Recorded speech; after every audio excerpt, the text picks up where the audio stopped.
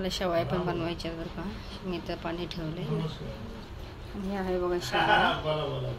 बघा इथे ठेवली कढई, त्यामध्ये टाकते मी मोहऱ्यावर का थोड्या. ते पण उकळले,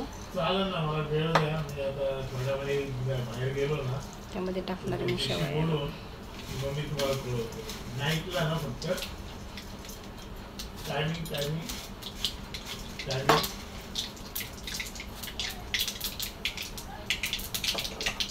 बघा इथे टाकले जिरे थोडे. जिऱ्याच्या नंतर टाकते बघा मी कारले इथे. आणि बघा इथे शेवया आपल्या टाकलेल्या आहेत मी.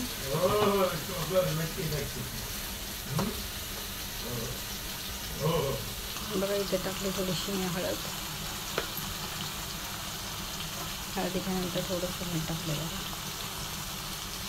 थोडासा कमचित मसाला टाकला बघा, थोडासा कमचित आहे बघा. आणि बघा आपल्या शेवया पण शिजलेल्या आहेत. आणि त्याचं आता मी काढलेलं आहे अशा परतून घेणार.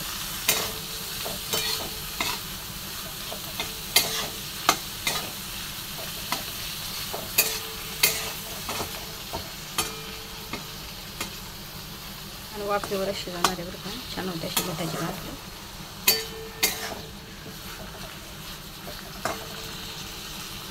आणि चला आपल्या शेवया शिजलेल्या आहेत. इथे मी चाळणीमध्ये ऊन टाकून घेते.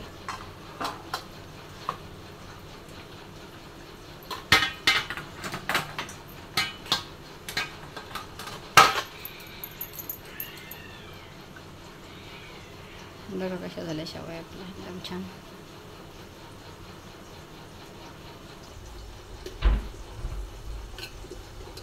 बघा आपल्या शेवया कशा मोकळ्या झाल्यात.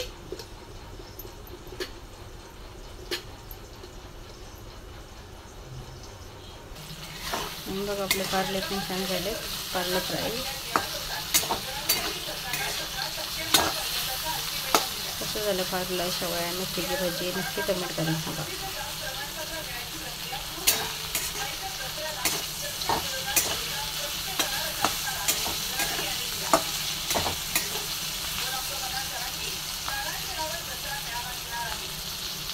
तर बघा मी इकडं भाजी पण शिजायला घातलेली आहे.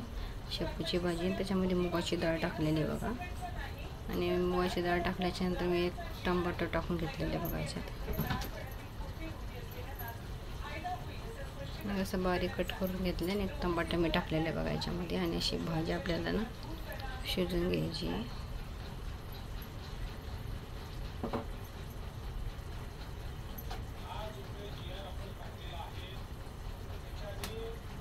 याच्यामध्ये थोडी चुक्याची भाजी पाहिजे होती म्हणून छान होती, पण चुक्याची भाजी नाही, त्यामुळे मी मुगाची डाळ टाकून बनवणार आहे आता.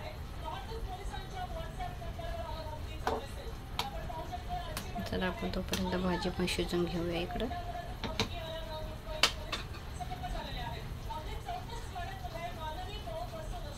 आणि बघा आपली भाजी पण चांगली शिजत आहे बघा. आता डाळ पण भाजी पण